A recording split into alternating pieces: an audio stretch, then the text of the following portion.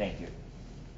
I pledge allegiance to the flag of the United States of America and to the republic for which it stands, one nation, under God, indivisible, with liberty and justice for all.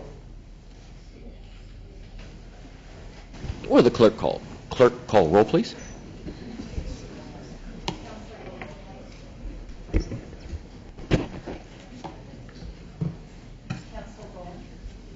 Here.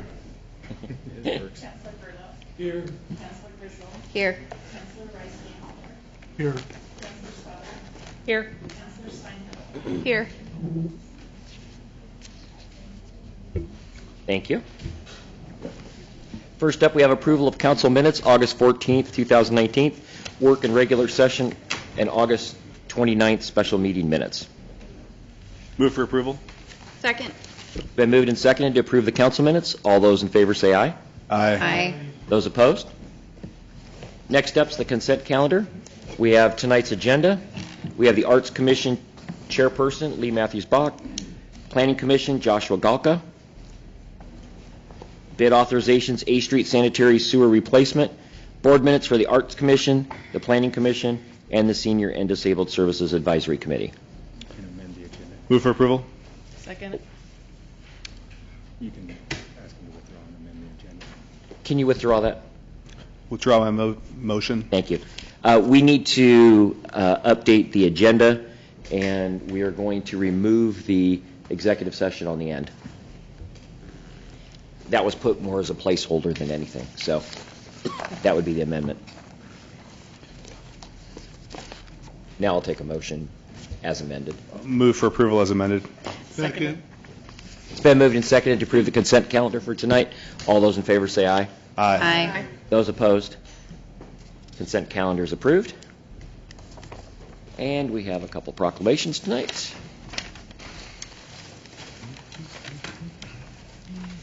American Legion Day, September 16th, 2019. Whereas the American Legion was chartered by Congress in 1919 on September 16th as a wartime veterans organization based on the 4 pillars of Veterans Affairs, Rehabilitation, National Security, Americanism, and Children and Youth. And whereas the American Legion is an eminent community service organization with Legion posts worldwide, working a variety of programs that support the 4 pillars and benefit our nation's veterans, its service members, their families, and the youth of America and its citizens. And whereas Legion members are dedicated to upholding the ideals of freedom and democracy while working to make a difference in the lives of fellow Americans. And whereas the 2019 observance of American Legion Day provides an opportunity to recognize local Santiam Post number 51 and the Legionnaires in our community for their community contributions. Now, therefore, I, Paul R. Aziz, Mayor of Lebanon, do hereby proclaim September 16th, 2019 as American Legion Day in Lebanon. And fitting right along with that, Constitution Week, September 17th through the 23rd, 2019. Proclamation, whereas September 17th, 2019 marks the 230th anniversary of the framing of the Constitution of the United States of America by the Constitutional Convention.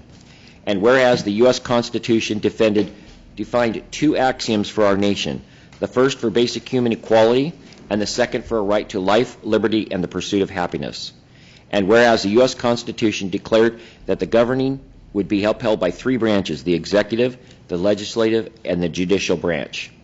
And whereas through all its changes, the Constitution's foundation has endured and adapted.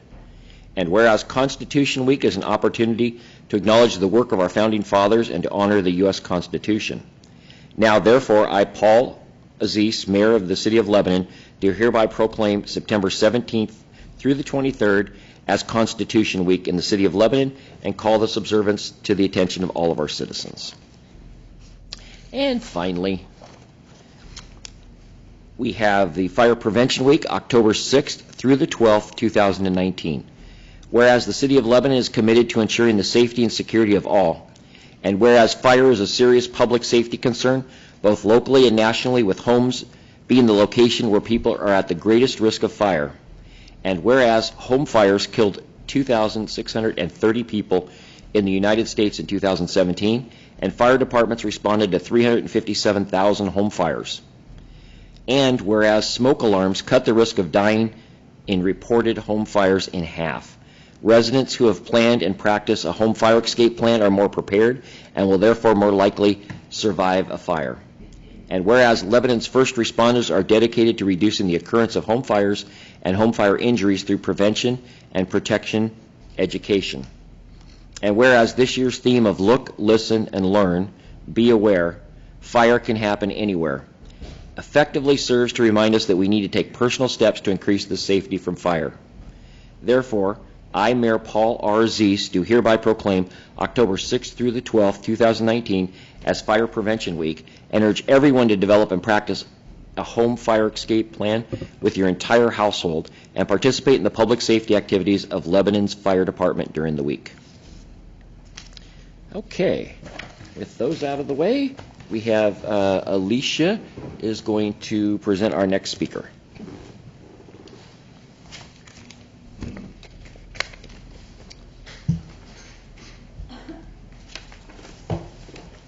Good evening. Thank you.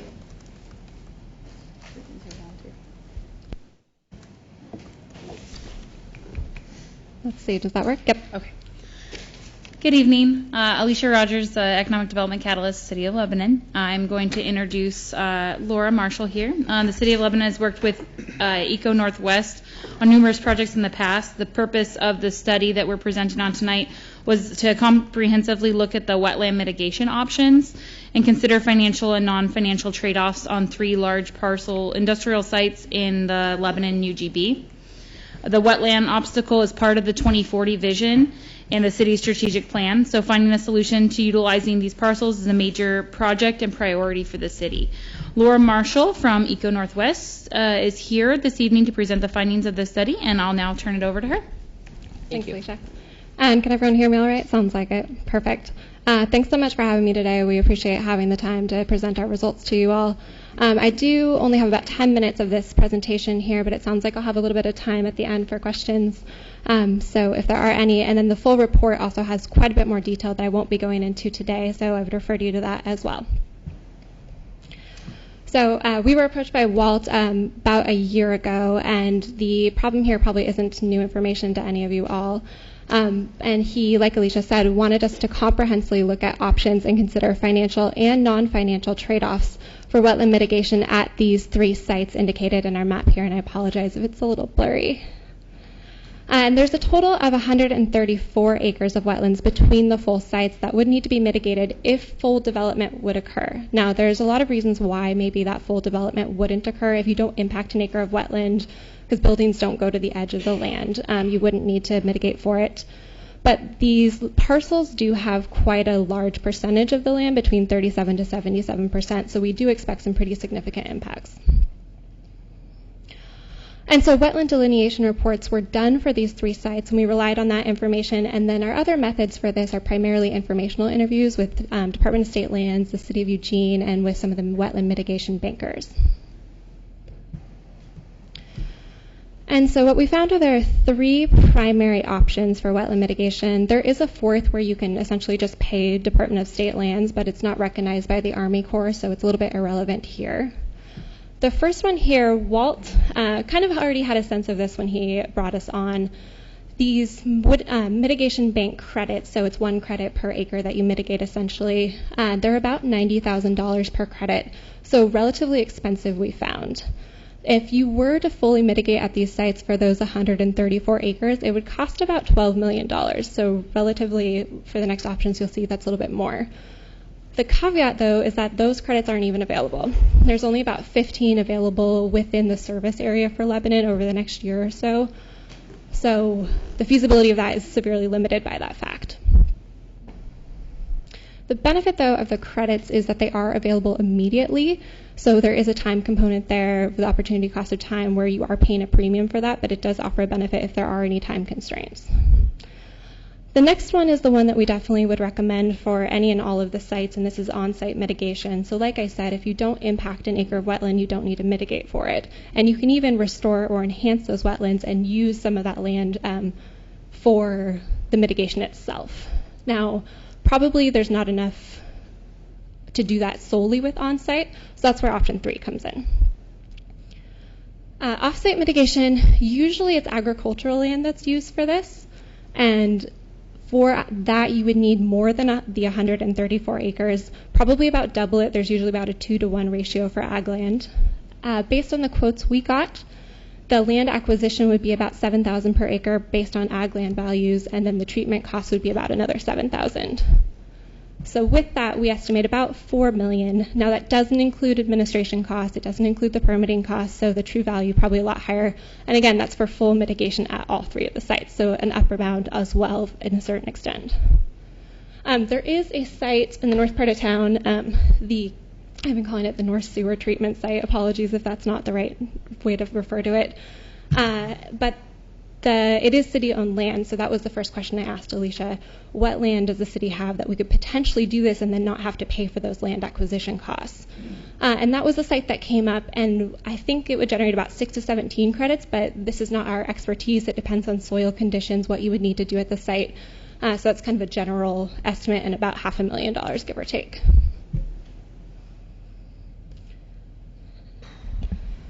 Now, as economists, one thing we were really interested in are the market conditions for wetland mitigation in this region. And unfortunately, the picture I have to paint is not very bright. We think that these costs are probably going to go up in the future. Lebanon's definitely not the only region or city that's experiencing this in the region. And in accordance with the land values going up, wetland mitigation has been going on for some time in this region. So a lot of the sites that are really suitable for mitigation have already been used for that. And so you're left with parcels that maybe will cost a little bit more to mitigate because, again, of the soil, the hydrologics conditions of the site. And so they're going to be marginally more expensive for that reason. The other thing that we ran into is this is what we would refer to as a thin market. So when economists think about efficient markets, we think about situations where there's near perfect information, or at least the information exchange is fairly well between supply and demand. You can understand each other's costs. For wetland mitigation, the mitigation bankers do not have to report their costs of what they sell to DSL, and also Department of State Lands does not keep track of if an entity does mitigation themselves, what those costs actually were for them. And so there's a scarcity of information in that sense. There's also limited supply because you do have to be mitigating within your same sub-watershed, essentially. And the land has to fit the same functions and values. And this is actually a new thing with DSL. They changed a little bit how they're establishing the ratios this year. The third one refers to the economies of scale and barriers to entry. And basically everyone we talk to, Department of State Lands, the City of Eugene, the Wetland Mitigation Bank managers, they all really emphasize the importance of going with someone who knows what they're doing when you're doing this, because it is complicated and it is fairly large projects. And so if you only generate 1 credit when you thought you were going to generate 3, that's going to substantially impact your costs for the project. And so going with someone who has a track record of success is going to be really important for that fact. The last one here, the opportunity cost of land, mitigation is permanent, and it is taking agricultural land out of production, and so that's something to definitely consider. And I'll talk about this in the recommendations, but wetland mitigation should definitely be considered as a long time horizon projects, and any sort of weighing and benefit costs done according to that. So our findings. We believe a combination of strategies would be needed. I alluded to this already. Probably there's not enough on-site. And again, we were really tasked with looking at all 3 of the sites for the full 134 acres. So based on that, that number is frankly very large. A lot of the mitigation bank managers said that was the largest they'd ever heard of. Not to say it's not doable though, but you have to be a little creative. Credits might be feasible if the timing makes sense, and again, you will pay a premium for that, but depending on when you're trying to break ground, it could make sense. And then the third one, the permitting responsible offsite, is probably going to need to occur, and depending on if land is acquired or how that works out, that could substantially increase or change the cost, which is why we have this range here between $5 million and $20 million as our estimate. And if you do permitting responsible offsite mitigation, that's probably going to take about 10 years before those credits are fully released. They will come at a schedule, so you'll get some of them as part of the way throughout the years, but probably a longer time frame for that full realization. We do have 6 recommendations that came out of this, which hopefully I'll end on a somewhat positive note for you all. The first is working with the Council of Governments. And this is something that Lebanon is a part of and has been working with. They actually had a bill up for funding in the legislature this year that didn't ultimately get funded, but it would have been to explore options for a regional mitigation bank because, like I said, you guys are not the only ones facing this problem. And potentially state funding could come out of that as well, which would be something to look into.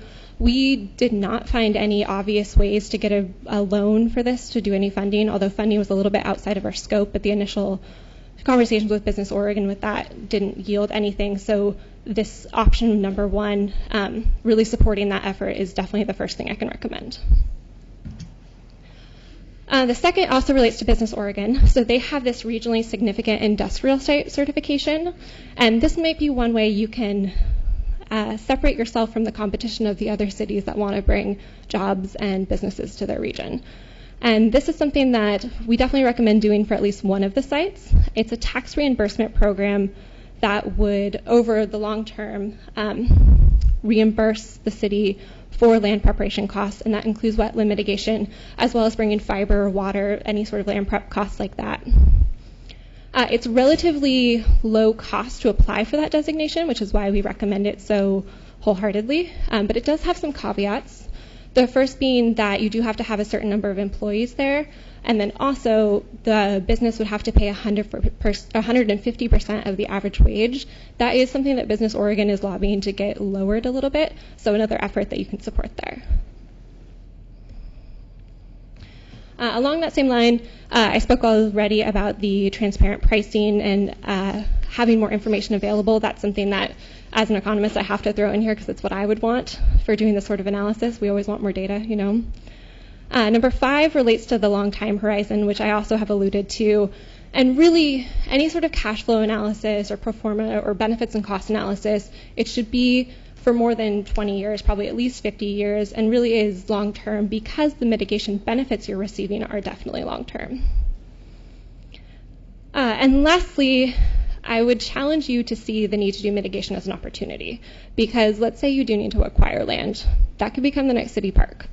It's something that you could have recreational benefits, health benefits, environmental benefits, and quality of life benefits.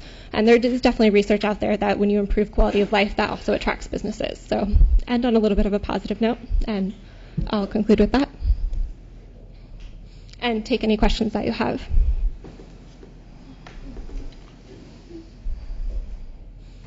Doesn't sound great. The lobbying is what we're looking at, is what I got out of that. Yes. Yes. Not with the lobbying firm necessarily, though, but as part of that, the Council of Governments. Thank you. Yes. One of the things that I had discussed with our city manager was talking about doing a wildlife like Ankeny refuge or something like that in our area. Is that last bullet on there is creating something that's a positive out of it? Yes. That is exactly what we would hope for. And does that still go with the fact that it has to be like 10 years before you can actually get the credits? Yes, and I will say the credits do come on a schedule. So again, this was for all 3 sites, for all of those acres. It's in the report we go into this a little bit more, but you could even use one of the sites to mitigate for the other 2 sites potentially. There definitely are some other options here if you don't consider all 3 of the sites holistically. That was the task we had from Walt, though. But yes, 10 years for the full amount. Mm-hmm. Depending on how they develop the sites, that's how many credits they may or may not need. And that's another uncertainty with it, is knowing how many credits will come out of the land that you're even acquiring. There is a risk there, which again, working with a professional who's done this a lot is important. But sometimes your design is limited by the layout of the wetland, so you can't physically do what you need to do with the site. Yeah, and so elevated boardwalks is a little outside my area of expertise, but elevated boardwalks and things where you can incorporate that, we have seen that in other areas, and it definitely is something that City of Eugene at the new Coyote site they were doing, they definitely are having recreation features out there. We had 2 good size companies that were looking that we met with, and both of them, when they heard about $90,000 per acre credit, they said we can find another place cheaper. That was difficult. because we have everything else Yeah. except the wetlands. Yeah, in Business Oregon, they want to support you in this, but it Yeah. is limited. Thank you for the info. Yeah, Of course. thank you for all the work, appreciate it. Yeah. Thank you. Something we need to know.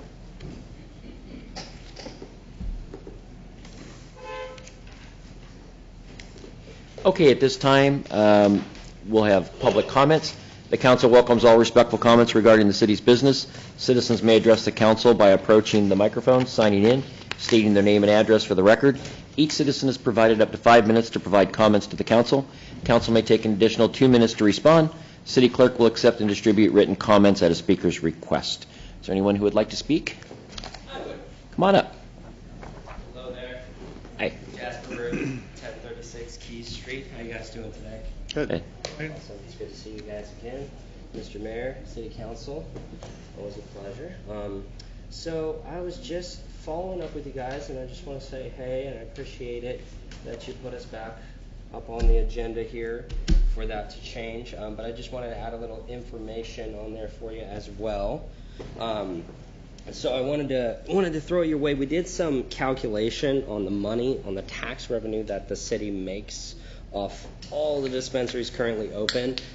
So if we were to stay at our current hours, we would be making, for the city, you'd be making about like $144,000 a year in the tax revenue, whereas if we're able to get those 2 extra hours just daily per shop, that increases that to $173,000.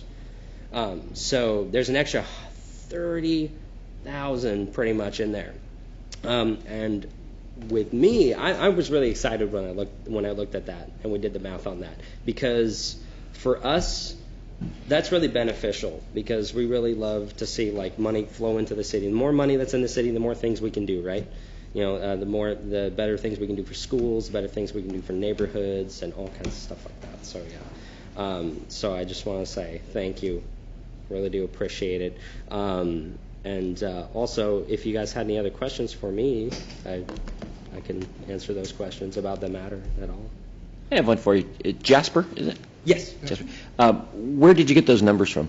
Well, we took our numbers and we pulled them with other shops. So basically, this is just sort of a rough calculation of our best days of sales. And so because we usually have pretty good sale days, we sort of just took a rough estimate. So it's not going to be perfect, but it is in the general ballpark of the tens of thousands that could be lost yearly. Not to mention that, even just daily, the city already earns a few hundred off of our shops with tax revenue. So, Okay. yeah. So, and I was looking back there to our finance guy, and Matt's nodding his head that yes, those numbers are in the ballpark. Yeah, at least what we currently get is in the ballpark. Thank you. Thanks, Matt. Any other questions? Thanks, Okay, Jasper. thanks, Jasper. Thank you. Thank you, guys. Okay, is there anyone else that would like to address council?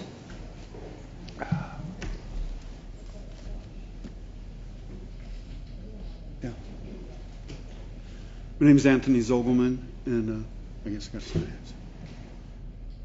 What I'm here today for is I've been going through the animal laws. I've been having problems with neighbors.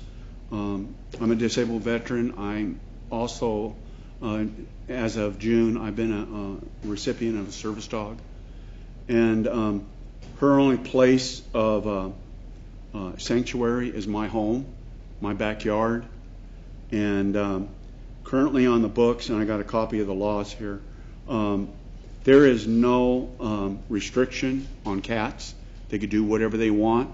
They can claw. They can do whatever they want to do on your yard, leave their feces all over the place. I enjoy working in the garden when I can. And since my new neighbors have moved in, I have been cleaning up their feces all over my property. My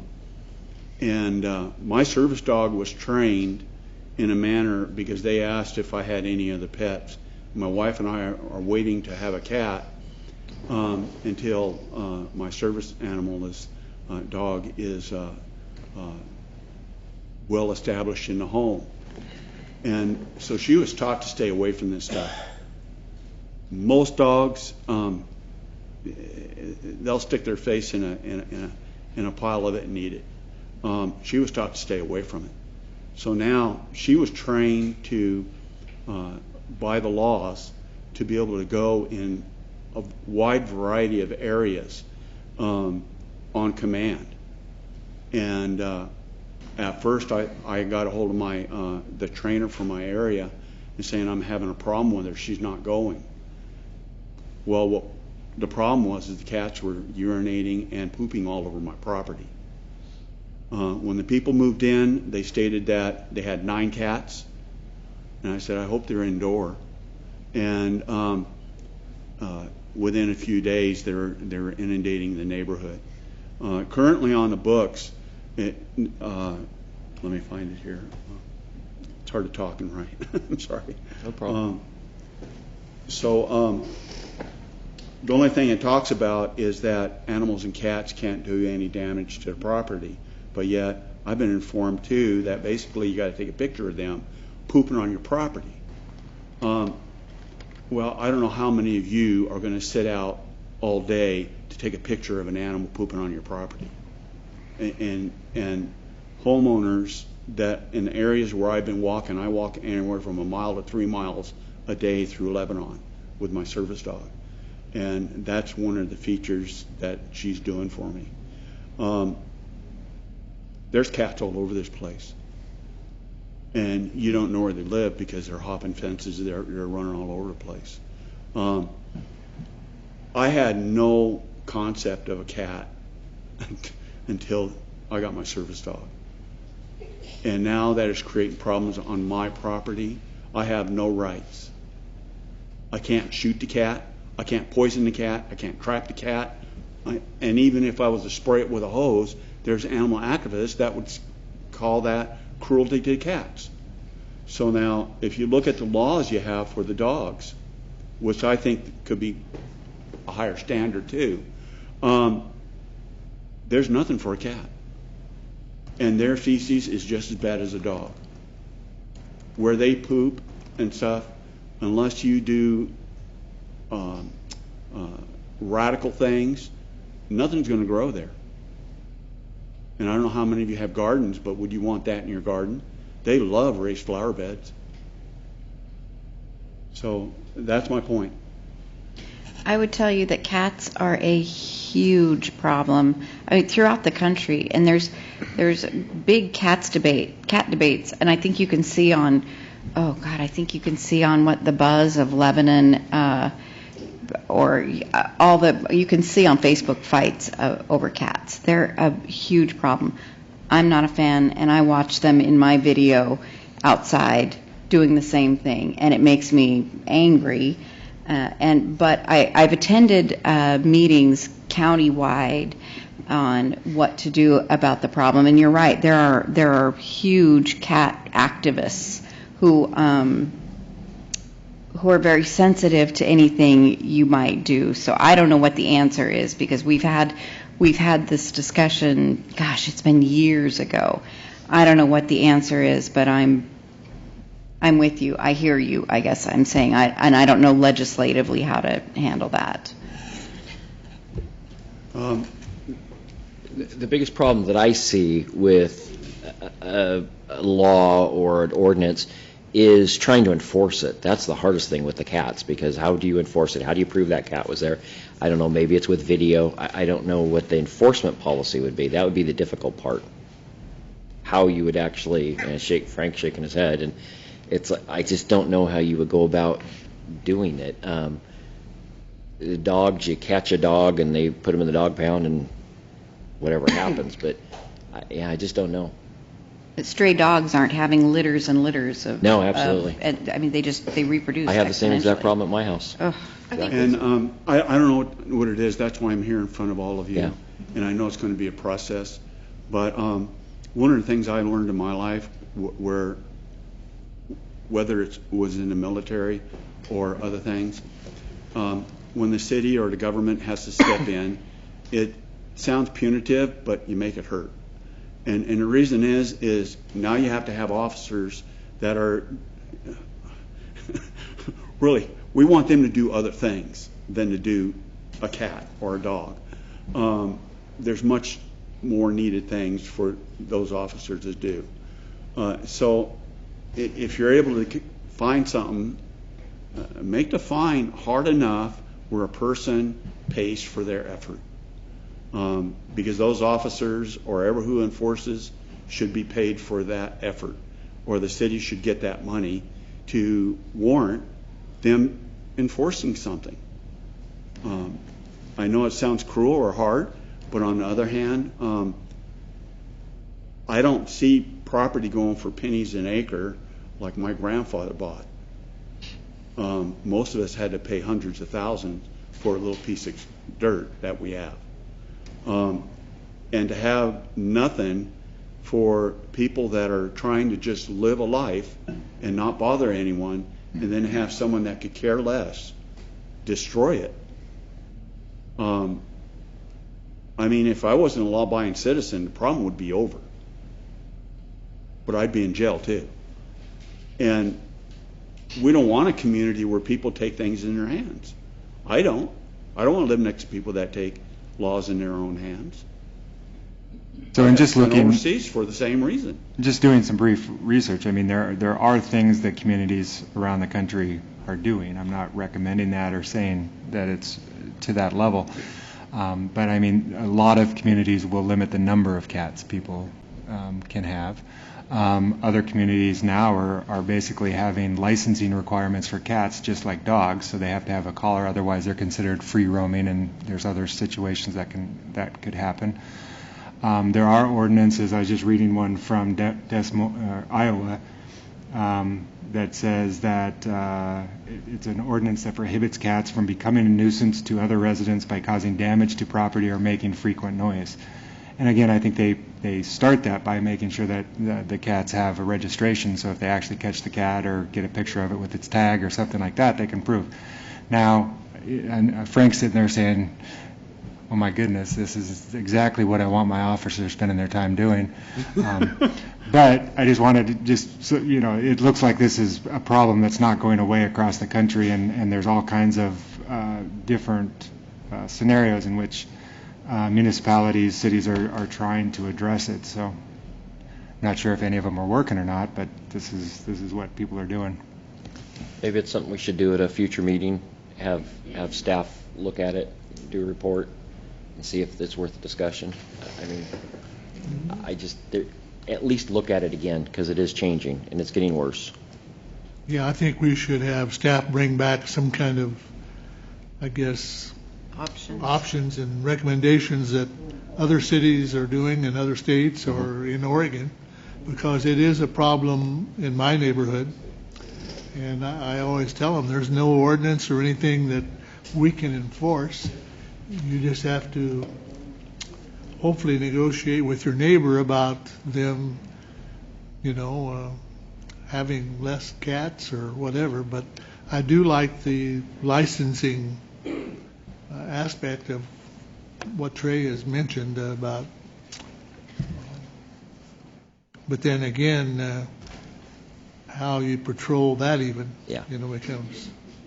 Yeah, it's the enforcement. But okay, we will continue to look at this. Thank you very much for bringing it to our attention. The last part of it that I wanted to mention is as you know, nationwide there is a huge problem of counterfeit service dogs. An organization that I was a recipient from, America's Vet Dogs, they train President Bush's service dog, and they are currently, along with every ADI-approved service organization in this nation, are trying to get the laws changed. In other words, making it tougher. And I'm asking here tonight also that Lebanon adopt an ADI-approved service laws for the city. Because I've already encountered a lot of problems since I received my service dog. And all of you can see here how rambunctious she is. Real ball of fire, I tell you what. She's probably asleep until I started talking about her. But anyway, I would like that to be looked at because we have first responders in this city that probably are eligible for service dogs. And it would be nice if they do receive a service dog like I did, that they are not hounded and bothered and attacked on the streets. So that's all I have to say. Okay. Thank you. Thank you very much. And thank you for your service. Yes. Thank you. Thank you. And just for information, I had a service dog for 10 years. Good for you. Trained by Canine Companions, Independence, and they're one of the first organizations that started doing the dogs in the 80s, and I appreciate that, and I understand your concerns. You know what I'm Absolutely. talking Yep. Thank you very much. Anyone else like to address council? I'd love to. Hello, everybody. Hi, Cassie Cassie. Cruz, your downtown Main Street manager with your downtown association. So tons of things have gone on that I'm excited to tell you all about. This is like my one time a month I get to talk to you all at once. It's lovely. So we had an awesome First Fridays that just shows the efficacy of having a full-fledged promotions committee. We had people come up from like Eugene that just happened to see it on Facebook for events near them, and they're like, meh, they drove on up. And actually one of our recipients for the basket, they were actually the Eugene couple that came up. So that went really, really well. We had, I think, over 40 participants in that event, paid participants, a few that piggybacked off the fun time. And then and something to kind of let the council know that Downtown Association has shifted is the trick or treat. After listening to people who participate as merchants and then also as parents, a lot of people were feeling having the day of Halloween a lot of times does not work for the 9 to 5 person. A lot of people can't get time off. So we've moved the trick or treat actually from the 31st to the Saturday beforehand. Yes, to accommodate families and to make it easier for merchants who have to do the quick turnaround and get their kiddo ready and then hit the streets themselves for trick-or-treating. So we are going to keep actually also the highway open to allow, and then we're already working with the city, of course, to get event signs up the day of. And then, so we're moving the fire truck over to Rotary Square. And then we'll have some Halloween music. I thought it'd be great to do a blood drive because I thought that was funny. So we're reaching out, because it is, reaching out to the Red Cross and hopefully get them all squared away as well. So it's coming together really, really nicely. So that is kind of a newer change for our community that we're getting that information out to let everyone know that it'll be done the Saturday from now on before Halloween, just to accommodate families and the merchants and whatnot.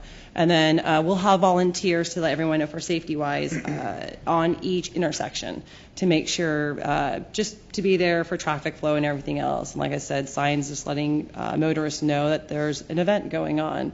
But we kept the highway open to bring people to show them what's going on downtown, and we extended the hours. It's going to be from 11 to 1. That will also allow it to help that congestion, too. Everyone, I think, has been a part of that event, and we all know how flooded the streets get. So it's just kind of help with that. And then we have our next First Fridays coming up in November.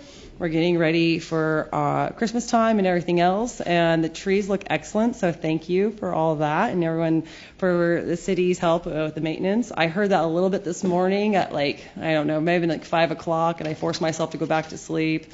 And but when I woke up, it was awesome to see all the trees down because you see all the facade improvement that's been done, and it looks beautiful. So we're excited to see what those new smaller trees look like. But if there's any questions, I'm more than happy to. If not, I will let you all continue. Who's doing your signage? Is it you working with ODOT for that, or? For the events, the Yeah. city, reached out to Jason Williams, and he's going to do the signage for us for the event signs. So ODOT will also, and as a state highway, and they will do the electronic reader boards. Oh, good. they'll I've been looking drop for those. off. So they've done that for our event out at Cheetah Lake Park. So get a hold of ODOT and their emergency response team and find out about the electronic reader boards. And they'll drop them like a day or two in advance even. So drivers coming through will know it's coming up on this date. Thank you, because I just actually asked Rick with Peak, too, because he was sitting behind me. I'm like, so does anyone have these reader boards? So thank you, because I've been searching for those. So thank you. Mm-hmm. All right. Just so you know, on Saturday, you're going to run into AYSO families that are at Cheetah Lake. I'm just letting you know. I That's know I'm good. going to be out there. So. Okay. Well, All right. what time do you guys start? All day. All day. All day. All right. Well, sorry guys, we tried. The more the merrier. All right. So if there's nothing else, I'm out. I'll sign your little boy here. Thank you, Cassie. Thank you. Thanks, Cassie.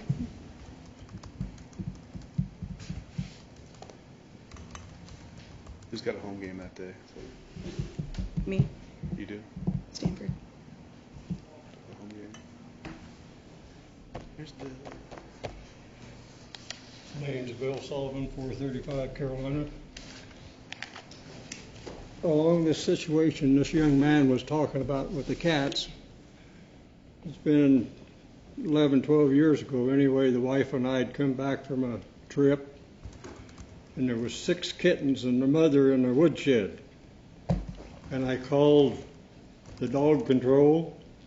They said, how long have they been there? And I said, well, the wife and I have been gone for over a month. And I said, look like they're 5, 6 weeks old. Well, if they're that long, they're yours.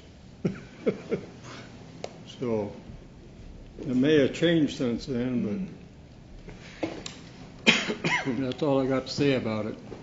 Thank you, Bill. Thanks, Bill. That was it? Shh. Jeez. Do you want me to start on you again? No, you're good. You already signed out. You're good. No, I haven't We'll see you next month, Bill.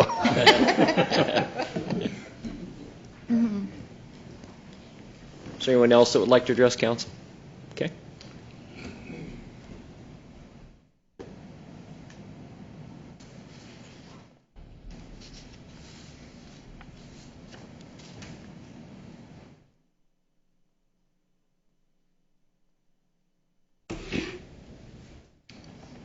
I know where he's coming from. Them cats are us.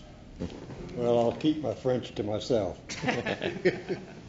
Thank you. Thanks, Bill. They're a pain in the flower bed.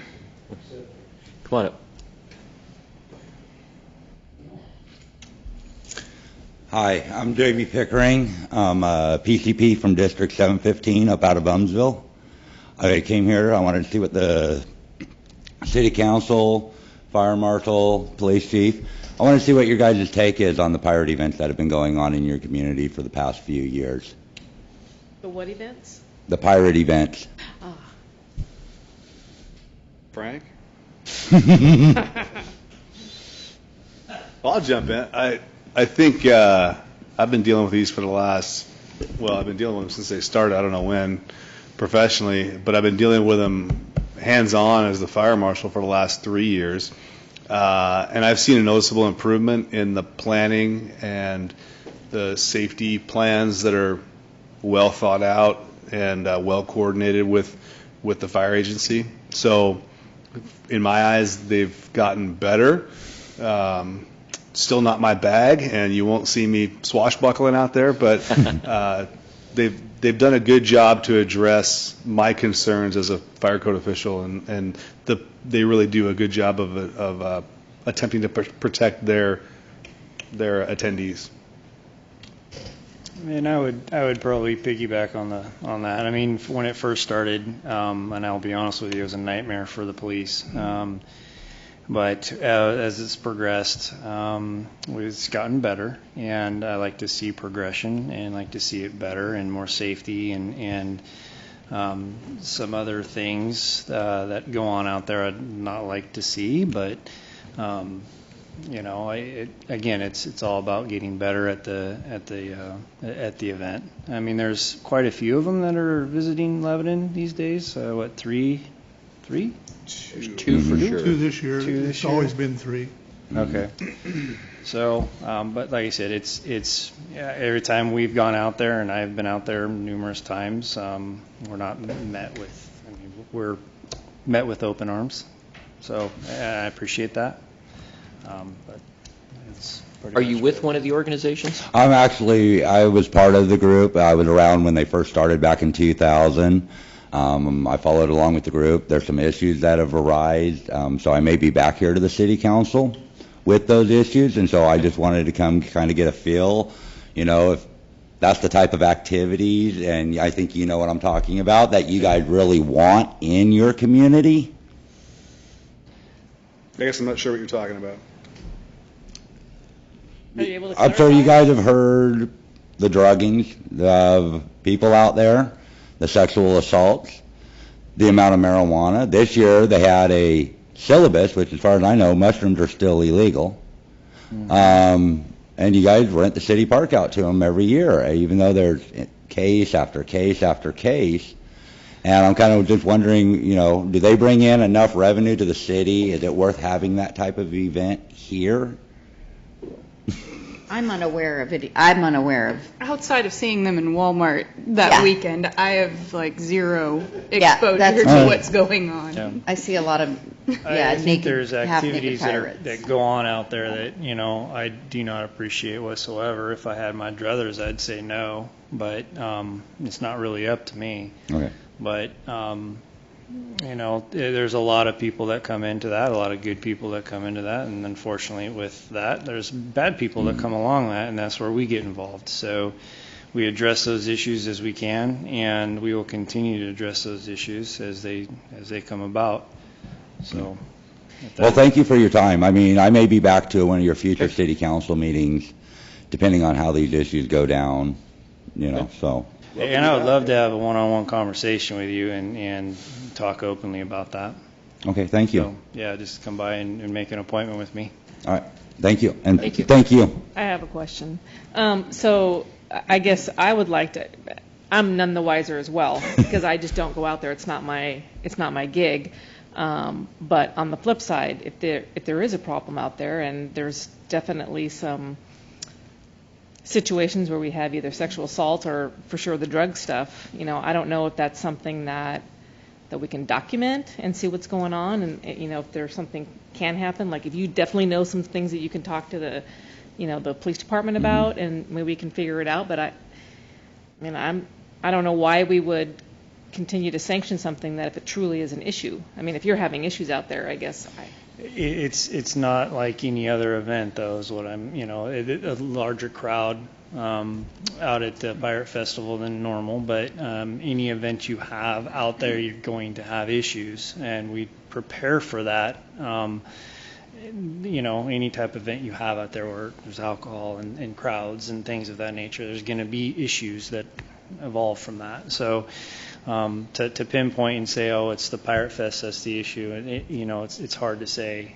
But the times we have been out, like I said, when it first started, it was a nightmare, and there was a lot of issues. But it has gotten better with security measures that have been put in place, and not to mention, it does bring us out there quite often. So when there are events, especially of that magnitude, that are happening out there, the police department staffs for that, or tries to staff, and it brings on overtime issues and staffing issues. But any event is gonna bring that. So, but you know, I'd be more than happy to talk to you one-on-one about some observations that I saw.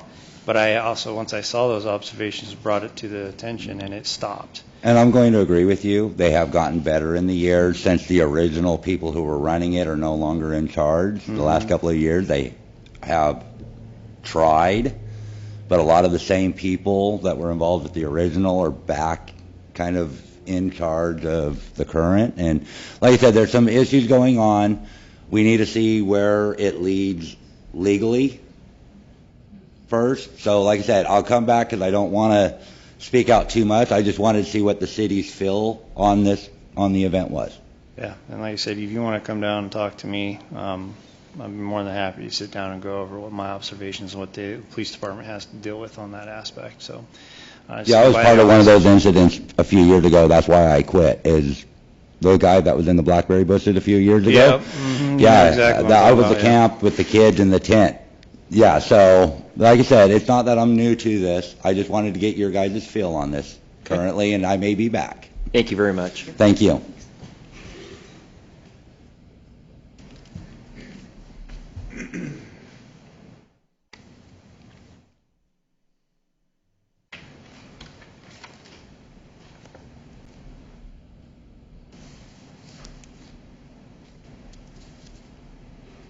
Okay. Anyone else like to address council? Come on up. Good evening. I would like to find out if there are resources the city council can give me for helping get the traffic that we're having issues with on South. What was your name? I'm sorry, Jody DeBose, 1342 South 7th Street. Okay.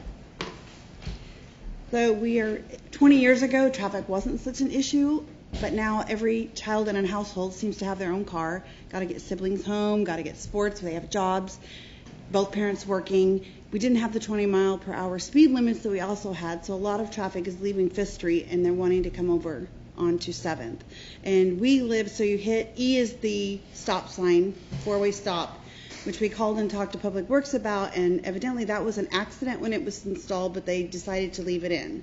Because we were hoping we could either get a stop sign, put C, D Street, because once they hit that stop sign and they come and hit that corner, we recently just had an accident in the evening where a man hit the curb, tried to leave at 3 o'clock in the morning. I asked for additional patrols, and when they can, they do that. I asked them to come and bring the digital speed box. The person that I spoke to at the time did not know if it collects data, not in like we got your picture, we're going to send you a ticket. It was more like 50 cars went down the street today, this percentage was over this was not. I happen to know that from point A to B, C to D Street, how many feet it is. While one Mississippi is not a complete accurate amount of time, it will suffice when you're trying to calculate a person went from one point to another point in this amount of time. The speeds are going are well over 35 miles an hour. Also, we are seeing more people leaving the big blue, like I'm going to take my roof off bins. I see now that they have it in their driveway, which is nice, but there's also other folks that have trucks with cattle or trailers, and they're parking. They like to park up on the sidewalk, some of them trying to be nice and allow the speedway. But I asked the information, like I said, about the data. The person that was in charge of that was at training at the end of July. They were going to request that that person call me because then they'd be on vacation. So I should have heard back from someone in the beginning of August, but I haven't heard anything yet. My suggestion would be call back. Call back? Yeah. And then do you have is there a specific person I can ask for? Because I know the reception gal, she was like, I don't know anything about the box. Yeah, if you're talking about the actual reader board that we have, the one that's on the trailer, it does not collect. Yes. It does not collect data. We actually got a speed sign that does collect data. However, it melted and burned down, so we're in the process. Yeah, I guess too many people going by too many times. No, it's just a malfunction. So we're getting that one replaced. Because what we would like to see, those of us that live in the neighborhood, you now have on South 5th Street across the airport, that one that's post-mounted, that's there at all times. I don't know what it takes to do that. And I see people's faces and they're going. This is not a new issue for this council, right? And we're all very receptive to hear the feedback about the speed issue. I think it opens up a number of different kind of Pandora's boxes when you talk about enforcement or you talk about what can we do to slow it down. And the one thing that everyone wants is when they see these new fancy, either the flashing ones or the ones that we can move around because we have a couple of mobile ones that might be what's broken, but you can move them and put them in a different location, and that's great, and they're a couple $1,000s to buy them. But it becomes an issue of what if every street had those? Would it really change the behavior? And so, hear me out because I know it's kind of counterintuitive, right? But if you're already driving by speed signs, they already know they're breaking the law. Once that thing is flashing at you, when you drive by it 4 or 5 times and it flashes at you, and you just keep driving by, the only thing that ultimately changes behavior is enforcement, and unfortunately we only have so much enforcement available. Now, we do have the motor officers who work solely traffic, so when you call in those traffic complaints, those motor officers get that location put onto their radar, no pun intended, and they're able to hit that area and patrol and ticket for that. Well, I'll be honest with you, out of 5 times that I called for patrols, one time they were able to get an officer. He sat on C Street. The alleyway between C and D is a good place to sit if they want to get people. Mm-hmm. But you've got the 2 main feeders into town, Airport and Oak. Mm-hmm. This is not just some ancillary residential road that goes off into a cul-de-sac and comes back. I mean, this is the fire department's route when they get calls. Yeah, no, we drive that often, yeah. During the race time, we often see semis, which that road was not developed to handle that but traffic rating. I guess my point was that, yes, 7th Street is a problem. and 5th Street is a problem, and 2nd Street is a problem, and Milton Street is a problem, and William Street is a problem, and the list goes on and on and on, and there's only 4 officers Right. on duty But at a time. I seem to see, it seems when we have gone down and we've sat or we've driven, we just do circle routes. Mhm.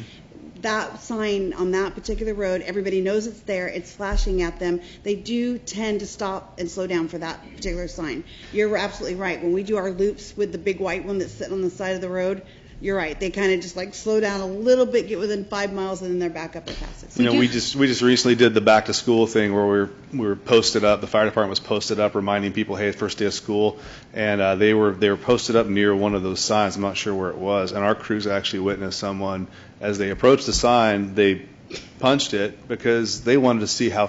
That's what we thought. They wanted to see how fast they can go, and our crews looked up and saw the sign hit 65, and this is obviously in a school zone. So behavior is difficult to Yes, change. So I you can request that sign, and I believe they moved that Absolutely. around on And them. they did. They brought it out. No, and the other ones too, the Oh, little the other one that flashers, they- I believe, right? Yeah, that's the one that, It's no, moved out. we're replacing it. Right, we have an alternate program where you can check out a radar. Can you explain that to her maybe? Okay. That's a, If that, and actually, I don't want to take up a bunch of your time. If you could give me maybe a contact name, I am more than happy to call outside Yeah. of this meeting, and that way, maybe we can work together to figure something out. yeah, I think if you've got people that are willing to do it, that's a great Yeah, great and program. basically, it's much like, we will check out a radar to you, and it kind of helps not only you see what. Thank Yeah. you so much. Thank you, for Joe. your Thank you. time. Thanks. Is there anyone else who would like to address council? Okay, seeing none, we'll move into the regular session. And first up, we have a public hearing. And I will open, well, let's see. Good evening. This is the time and place for the public hearing in the matter of planning file PF 190748, a request by Gary Hodgson and Cindy Phelps to annex property and establish a residential mixed-density zone. Your patience is appreciated as the city attorney goes through the required hearing procedures. Thank you, Mr. Mayor. The City Council will follow the procedures pursuant to 197.763, which are provided in 2 locations on the wall. At the commencement of the hearing, we will ask all councilors to announce any ex parte contacts or conflicts of interest. If you have any questions about what is an ex parte contact or a conflict of interest, please feel free to let me know or ask me. We'll start out with the staff report, which should be presented by staff and which will include information staff believes to be relevant to the identified criteria in the city's comprehensive plan or land use regulations. We'll then open it up to questions of the staff by councilors. We will then have public testimony. The audience may provide oral or written testimony concerning the issues relevant to the hearing. Please note that failure to raise an issue, including constitutional issues or other issues related to the proposed conditions of approval, if any, accompanied by statements or evidence sufficient to afford the City Council and the parties an opportunity to respond to the issues, precludes appeal to the Land Use Board of Appeals. All witnesses will be asked to sign in with their names and address at the podium. Testimony of the witnesses will start with the proponent or the applicant, and then any proponents of the application, then any opponents of the application, and rebuttal if any is required or requested. We'll then close the public hearing, and it will be deliberation by council only. At that point, no new evidence will be allowed. Generally, a decision will be made this evening. The decision will be either to approve the application, where the council has found that the criteria have been proven, or deny the application if the council finds that the applicant has not sustained the burden of proof. The council may approve an application with conditions for approval which are supported by the facts in the case and the land use plan or regulations. I'll then ask the mayor to ask for any ex parte contacts or conflicts of interest. Okay. Hearing is now open at 7 p.m. Is there anyone in the audience that objects to the notice that was sent in this case or to the jurisdiction of this body to hear and consider this case? Seeing none. Do any councilors wish to declare ex parte contact, conflict, or bias? None here. Okay, none. And will the Community Development Director please present the staff report? Gladly. Good evening, Mayor, members of the City Council. Before you tonight is a proposal for an annexation of a property and designation of its initial zoning. The subject property comprises of 3 parcels and portions of public right-of-way generally located on the south side of B Street, just west of South 7th Street. The area contains 2.91 acres of private property and approximately 0.39 acres of public streets. The applicant wishes to annex the subject area into the city limits. As part of the annexation, the property would automatically be rezoned to the residential mixed density zoning designation. Subject properties around the area include a religious institution to the north and residences to the west, which are within the comprehensive plan designation of residential mixed density. And to the south and east are residences within the city boundary with the residential mixed density zoning designation. At this time, there is no development proposal associated with the annexation, and we have not been approached with any idea of any proposal at all at this point. The decision criteria for an annexation are found in the Lebanon Development Code. The chapter associated with this is 16.26, and it incorporates the city's annexation ordinance and the Lebanon Comprehensive Plan, and addresses both private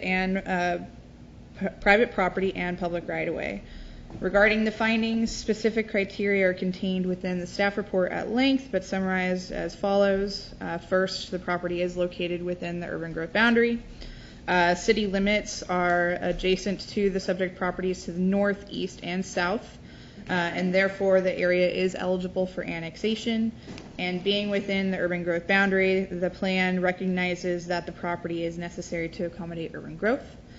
And finally, there are currently no public utilities extended to this site, but there are utilities that are capable of being extended from 7th Street and thereby allowing urban developments to occur in the future.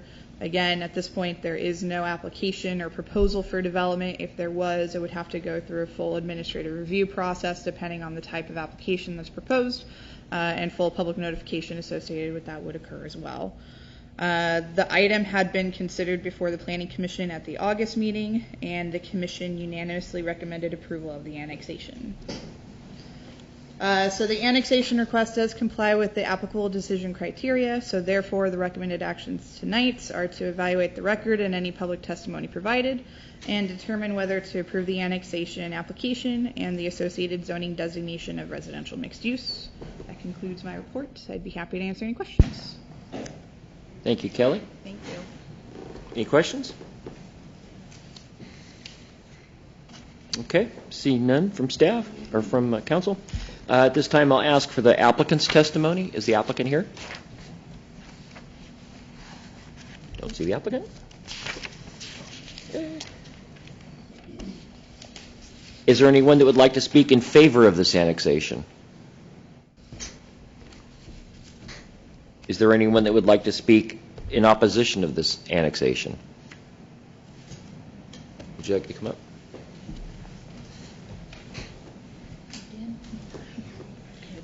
Good evening, Jody DeBose, 3042 South 7th Street. I don't know so much as want to say that we're totally against it. We are trying to get information with regards to the annexation of the properties and why we're leaving all these little wedges out of the annexation that were in the original memorandum when we went to the Planning Commission. I've tried since that meeting. I've tried calling Lane City. I've tried calling Lane County. You probably don't have the map. Are you talking about the little holes that exist within? So, right. limits? So basically, here's 7th Street. Right. And they want to annex in this area here, and it leaves. I know that this is. I found out this is a utility corridor. Some people own the utility portion, some people don't. But then there's this chunk of property that runs north and south along this area that they want to have annexed in. At one point in time, we were told that it's wetland, but it's kind of a wetland. It's kind of a funny configuration for a wetland. I didn't hear anything about a wetland at the planning committee meetings. This also, the survey people that were out did the survey, requested permission to get in our backyard. Right now I have a piece of tape that's 5 feet inside of my property. I asked the young man who was doing the survey, what is this piece here? Oh, that's county property. And I'm like, okay, so all of my property is city except for this last 5 feet. We just cannot figure out who. Now it's a question of who owns this property, and can these people come back later on and annex in this last 5-10 feet of our yard, depending on whose survey you go by. Possibly. You need to have your properties surveyed so that you can, and they'll go out and they'll find the pins Well, and, we were told that if there's a discrepancy in surveys, that we are allowed to get a copy of it. But again, no one, contact information for the two folks that are listed, not non-responsive. I get your concern, yeah. So, But and we just, does the city aware that like this little, and this is a multiple properties that it goes across, why they wouldn't annex in everything if that's their property? I've never seen a map like that, and I don't know, that's not a city plat. This is a copy of what was in the land use application at the planning committee. I have two copies. Right, and that could just be something provided by the applicant, so. I thought it was the city.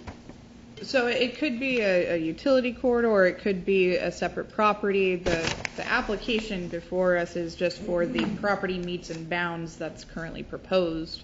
We can do some research into what that area is, but it's Maybe an not- alley too, that was a Right. good point by Ron, it might just be an alleyway. It could Yeah, be. and this is more of a side issue as opposed to the actual application and the annexation. So they I can- understand your concern, but it's not whether this would go through or not. It would be more of you need to look at it from your perspective and find out if your property is involved and those types of things. So I've tried to reach out and get as much information as I can, and I'm hitting the wall. So that's why I'm here tonight, hoping that someone in the city could tell me this. I think this was put together by the applicant? So or the city? applicant provides the application, the applicant provides the legal description of the properties.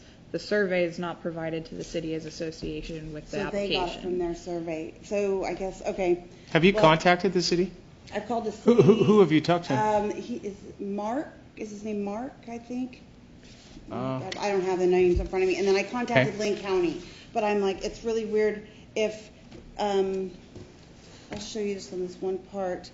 So my property is a second on the corner. There's a property. It's actually like a double lot. And then you go one to the north, and my property from the street back, like 105 feet, they're saying belongs to the city, and like this last 5 feet belongs to that property owner, but it's county property, but they're not going to annex in this strip along there. So I guess, and I don't know, I'm GQ in the population. Would they come back later and want to annex these teeny tiny little pieces of all these properties? Well, that's Okay. it's still irrelevant of what the council's here to do tonight. Okay. You and Well, I I'm can sorry have to that waste your discussion time. offline. No. Absolutely. Follow no. up with Yeah, Ron though, absolutely. because he can help. We can find out what's going on there. I can get you copies of the survey. Yeah. Okay. And I will help you see if we Thank can you. find out And what's going on And there. also the thing is too, is if that's truly wetland area, we've got things back there that maybe shouldn't be. So, okay, thank you so much. Yeah, for I will your Thank help- you. yep. Thank you. Is there anyone else that would like to speak in opposition? Okay. Oh, go ahead.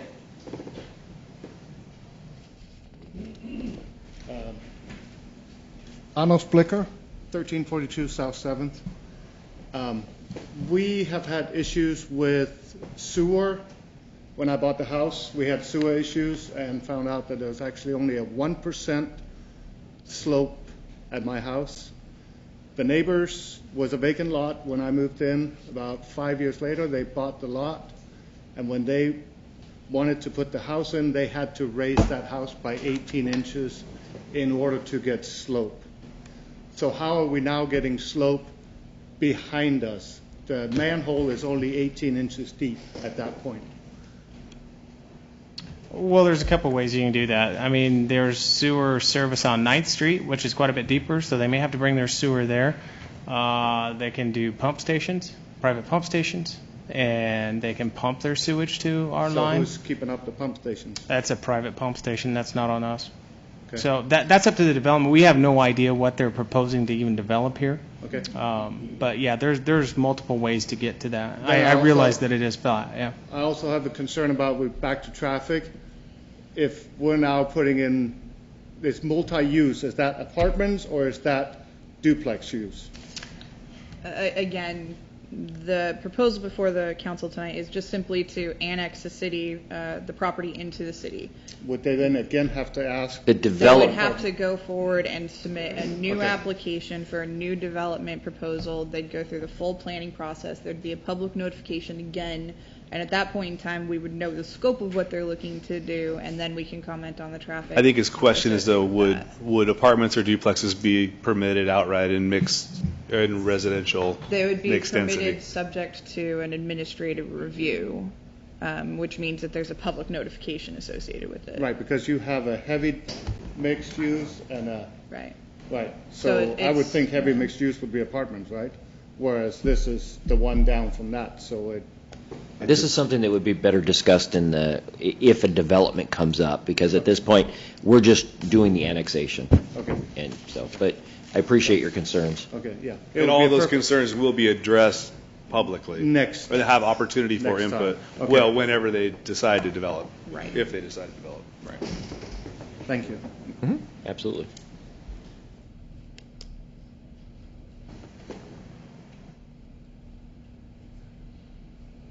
Is there anyone else that would like to speak in opposition? Okay, seeing none, we will close the public portion of the hearing at 7:12 p.m. Council discussion? Will the city attorney please read the title of the ordinance? A bill for an ordinance annexing and zoning property following consent filed with the City Council by landowner in said area pursuant to ORS 222.120 and ORS 222.170.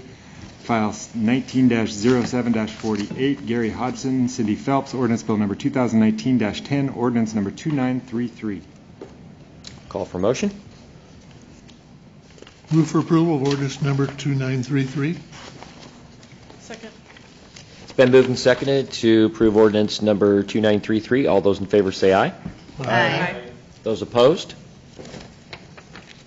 The annexation passes. Okay.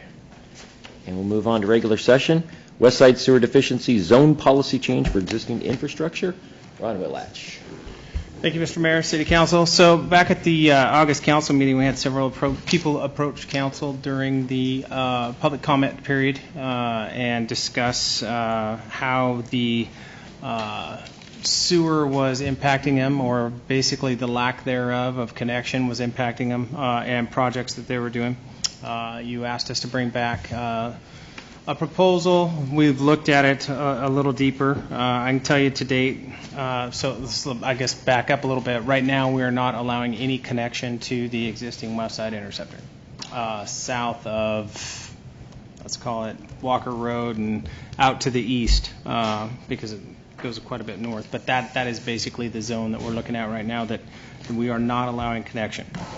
Jason and I have sat down and really dug into this with our sewer crews, with my staff, and we've looked at ways that we can, we digested the report a little bit more, and keep in mind it is a preliminary report. Basically what it's saying is that it's inflow and infiltration that's causing basically the capacity issues. So with that, we have plenty of dry weather capacity, i.e. sewer capacity. The pipes were designed to handle what's out there for what everything, even the vacant land that was zoned for. So it's all designed for that. So a couple of things that we've done since then to kind of move this thing forward. We've applied for the $14 million loan with DEQ. I think Matt and I are fairly confident in at least the first phase of that, which is the $9 million project to get us to Walker Road. We'll see how the second phase goes. I know we will have debt service coming off. If DEQ is unable to fund it, we can even go out and get alternative funding for that piece, because we will be able to provide the debt service to it. So that's one thing. And again, I said Jason and I are working on different I&I projects. We're cammering in most of the sewer mains down there. We've got a manhole rehab person on that's doing a bunch of manhole rehabs for us. And then we're going to start smoke testing down in that area. The reason we do smoke testing is we have a suspicion that there is a lot of roof drains tied to our sewer system. Just if you look at the way the model shows the spikes in it during rain events, we know we've got groundwater, we've got cracks in the pipes and that type of stuff, but what we're really looking into is what is the low-hanging fruit we can go out and get right now and make a big difference in this. So with those things, we've looked at that and went through and kind of came up with a couple of different proposals. One of the things that we look at, most folks that are developing or any kind of larger development, it's a year to a year and a half before any of those connections are made. So we can handle those connections should we decide to do that. The other thing that we've also done is we had money allocated in our budget for wastewater treatment plant master plan. We are not going to do that master plan now for a couple of different reasons, mainly because we're in a with the lawsuit that's moving forward, we're stopping that process right now. It's something that needs to be done, but this is also a priority too, so we can move that money over to smaller projects, have our crews do some repair projects, and try and get some of this influent infiltration taken care of. So based on all that, we kind of came up with a couple of options. We say option one, low to medium risk. That is continue on the status quo. And let me tell you, if we do that, for us to get to a perfect position where we're out there, it's going to take years to where we had the quote unquote perfect engineering, where we can say based on a model that this isn't going to be an issue ever again. So that's that option. Keep in mind, if our first phase of the next project, West Side Interceptor, comes in, we're going to be able to take a big chunk of that out. So in theory, you could replace it with what's coming in. And I've looked at what we're taking out as far as connections, and I'm not sure we could ever get that many more connections with what's left to build out on the existing system. So there's that. And then we say option two would be to allow connections and let us continue to go forward with this and move into the I&I repair and also getting the funding through DEQ and getting some of this fixed so that people can continue to develop. So those are kind of two options. I think we would recommend option two. There is a little risk in that, and that if we did have a major overflow, we would be fined. But the reality is, if we had a major overflow right now, we'd be fined. And if you think about residential sewer, it does not add a lot to your system. But just keep in mind there is that potential should that happen. So I'd be happy to answer any questions.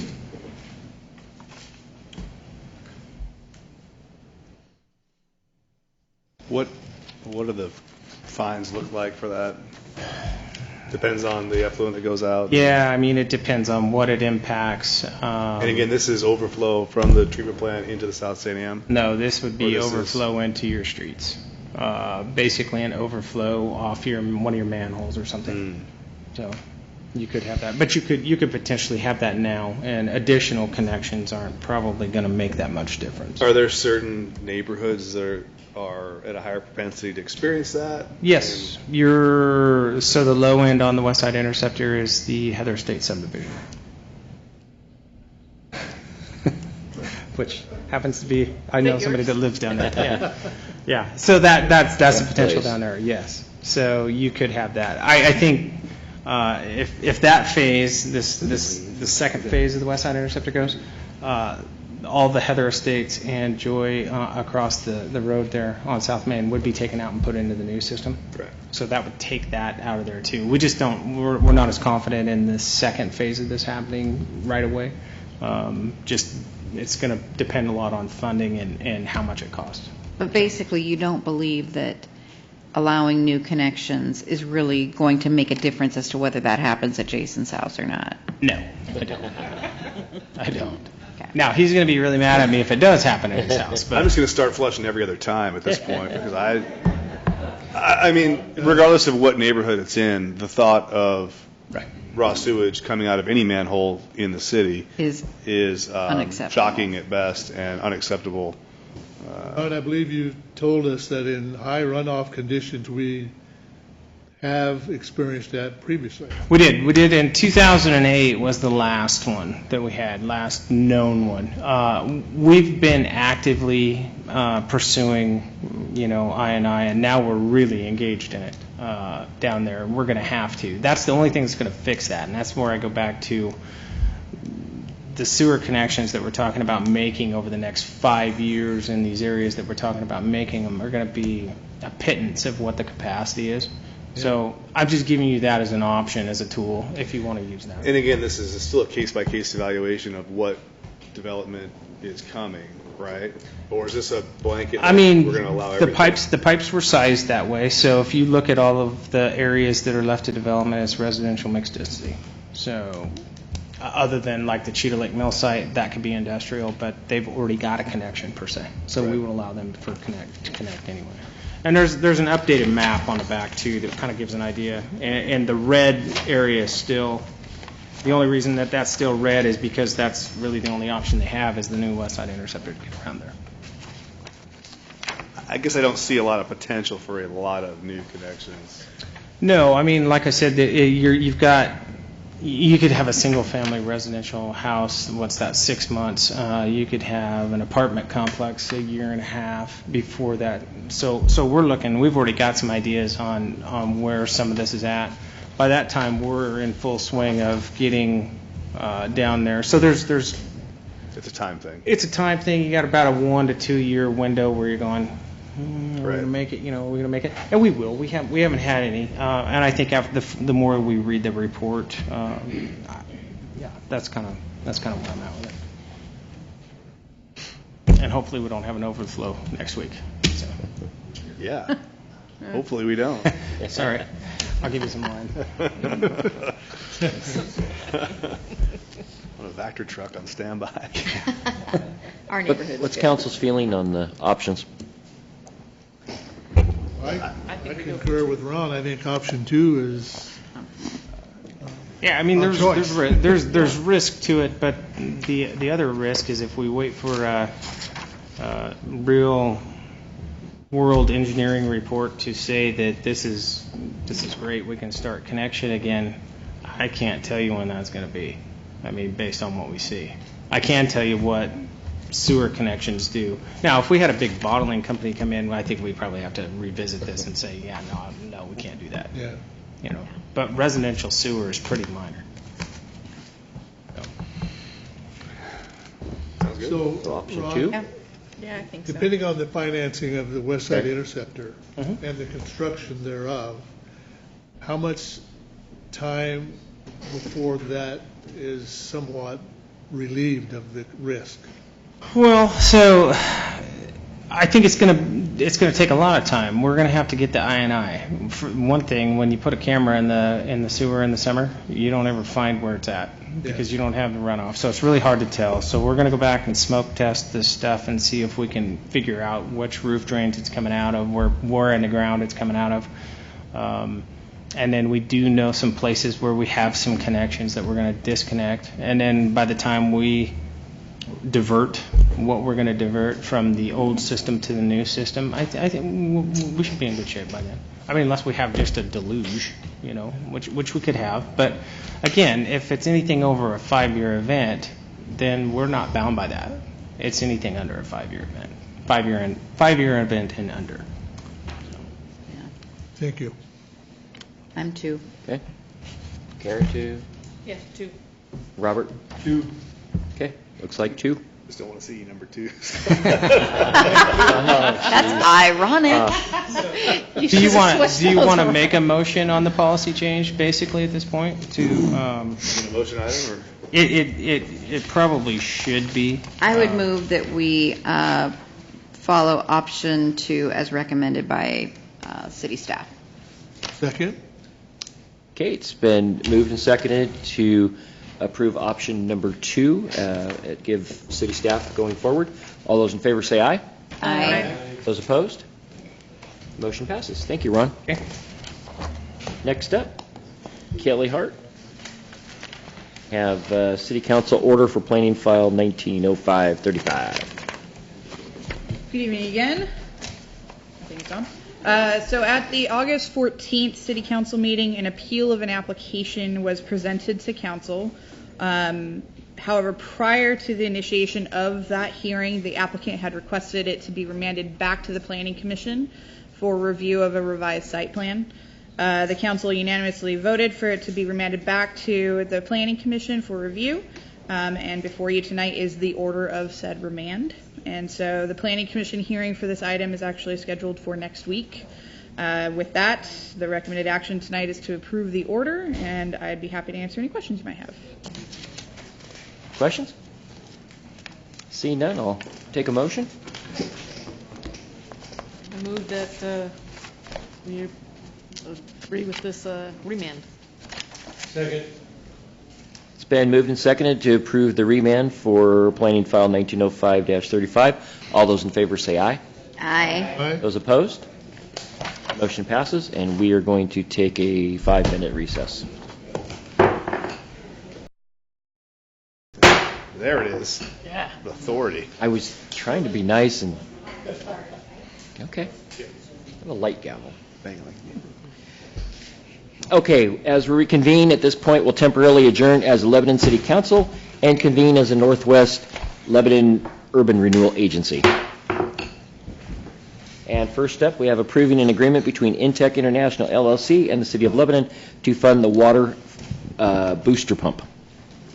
Thank you, Mr. Mayor. So in late July of this year, I was contacted by Intech representatives in their maintenance department about water pressure issues that they were having, which was impacting their ability to fill their boilers and causing them a lot of problems. So myself, Jason, and our water treatment plant operator spent quite a bit of time with Intech trying to figure out what was going on.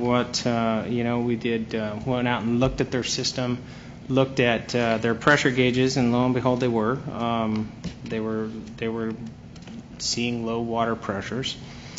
So they collect SCADA data. That's kind of a cool term, huh? SCADA data. Just like we do. So we could see their trends, and we could trend it against what our plant's doing and how the pressures are reacting in the system.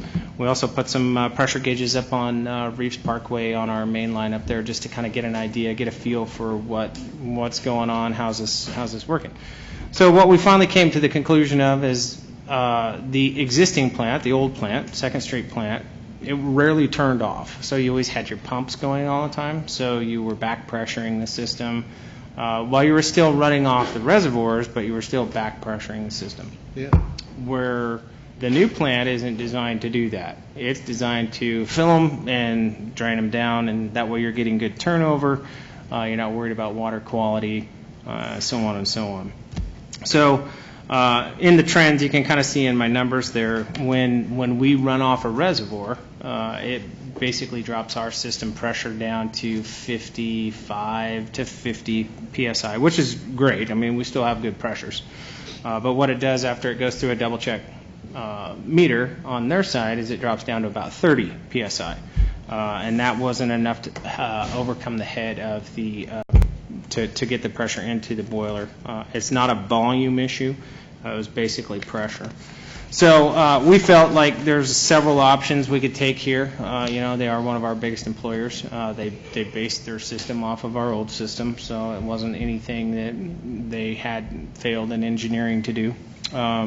So we looked at, well, could we put a booster station out there? And then we started, the dollar signs kept racking up, and it was like, no, that's probably not a good idea. We looked at putting a different size pump in our plant, which is an option, and someday we will need to do that. However, we're still going to need to turn our plant off at times, which then again, they're running off the reservoirs, so that doesn't really solve that problem.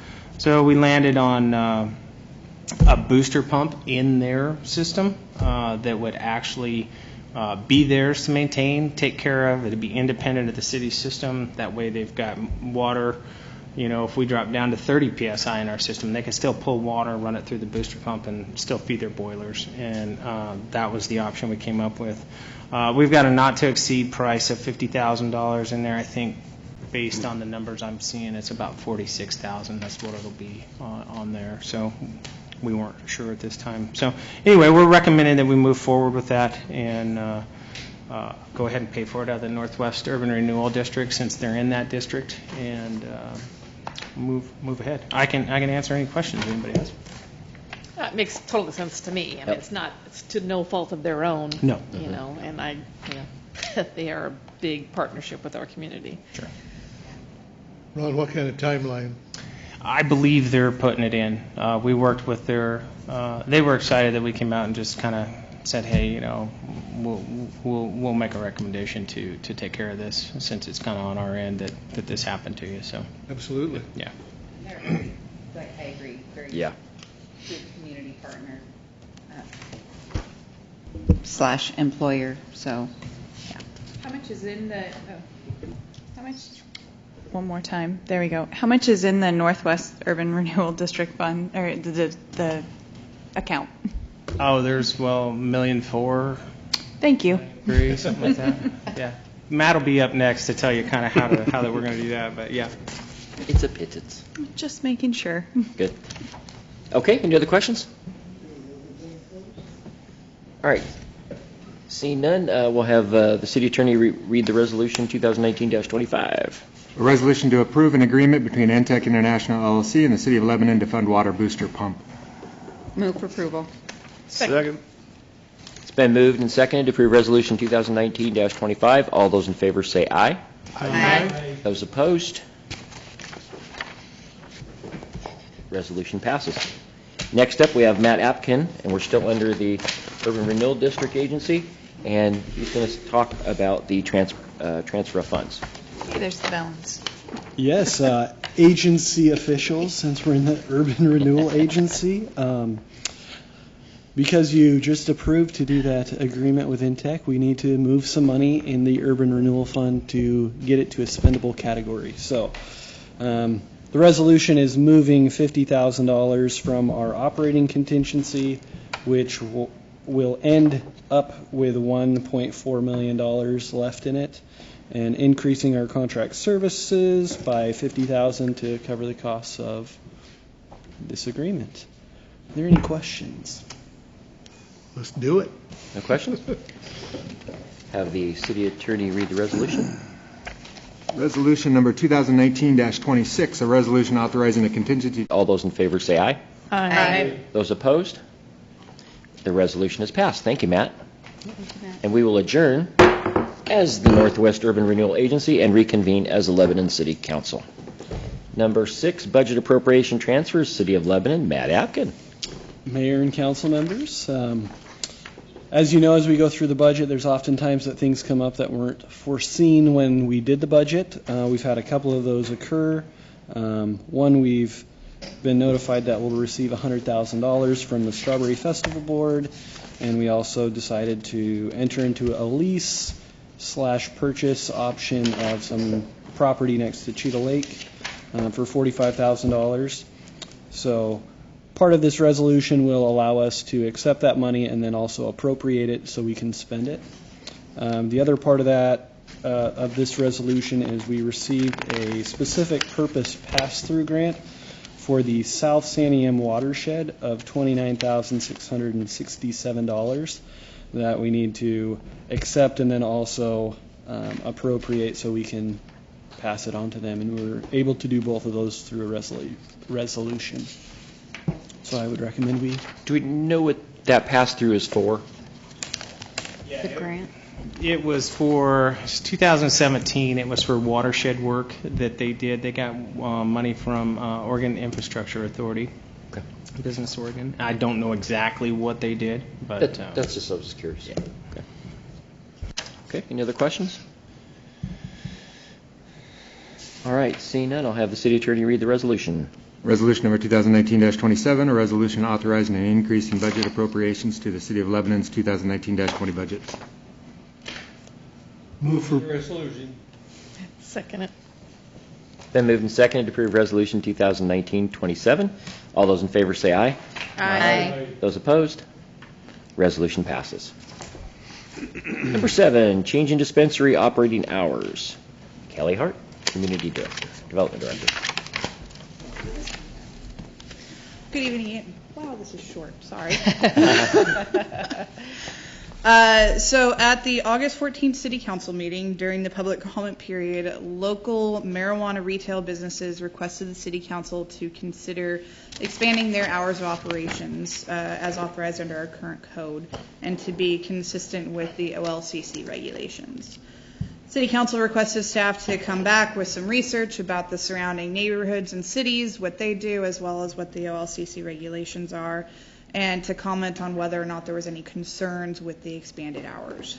So, as it currently stands, the Lebanon Development Code, or Municipal Code, Section 5.18.6 currently states that the operating restrictions for marijuana facilities with retail sales shall be limited from 10 a.m. to 8 p.m. However, in Section 5.22.050D for medical marijuana facilities, the hours of operation are consistent with the OLCC, which are from 7 a.m. to 10 p.m. And again, that's what the OLCC designates those operating hours as under state law. So staff surveyed 9 of the surrounding cities to determine whether or not they regulated hours of operation for marijuana retail facilities, to determine whether or not they were more restrictive than the OLCC, and every single one of them was either silent on the hours, which meant that they were adopting the OLCC standards, or their code actually mirrored the OLCC standards to maintain those extended hours of operation. We did converse with the police department to request whether or not there was any concerns about the expanded hours. They indicated that there were none, based off of the existing conditions and operations of the facilities within the city. So based on the results of the research, we did draft an ordinance if you wanted to consider it tonight.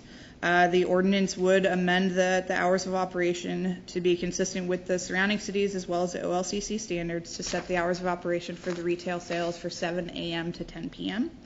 So with that, the recommended actions would be to either A, adopt the draft ordinance as it currently is written, B, adopt the ordinance with modified language for modified hours, or direct us to maintain the existing ordinance, which would maintain the hours of operation from 10 a.m. to 8 p.m., or ask us to come back with additional research.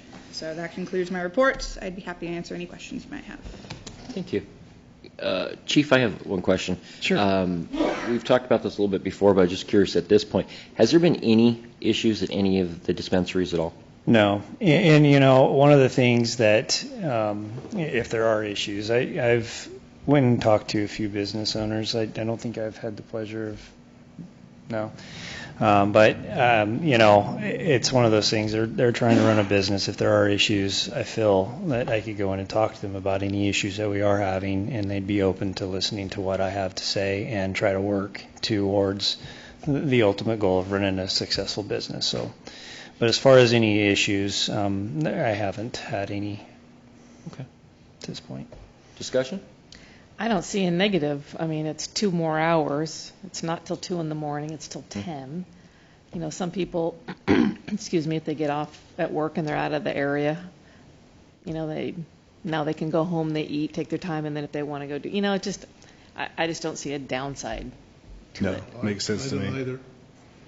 I just wanted to have the data before we passed anything. That was my big piece. So I appreciate that this work was done, and I'm in favor of also expanding the hours. Yeah, it just, I think it was mentioned last time. I can't remember, or I can't remember if she mentioned it in these notes, but the League of Oregon Cities is where this came from. So that was originally, basically we did drafts of the League of Oregon Cities idea of what it should be. So it's not, that was a guideline. It wasn't like that it has to be that way. So that's how all these cities came up with it, and we did too. So I think at this point, it seems things have been going very smoothly. It doesn't seem any reason why not to. The only question I had is the legal part of it. So I know like at 2 a.m., you know, OLCC says it has to be shut down for alcohol. Is there, what was there, why did they pick 8 o'clock instead of 10? I mean, we can, I guess, we were back in the day when we were trying to regulate it as much as we could because there was still a lot of concerns about what it was going to bring to the community. Gotcha. So, once it was passed, it was like, okay, we can do time, place, and manner restrictions, and that was the recommendation from the League of Oregon Cities of one of the restrictions you could do to keep it earlier in the day, thinking that you won't have people, maybe already drinking, coming over. It could have been concerns. But like I said, I haven't heard of any and haven't seen any problems. I'm curious, how many actually open at 7 a.m.? None.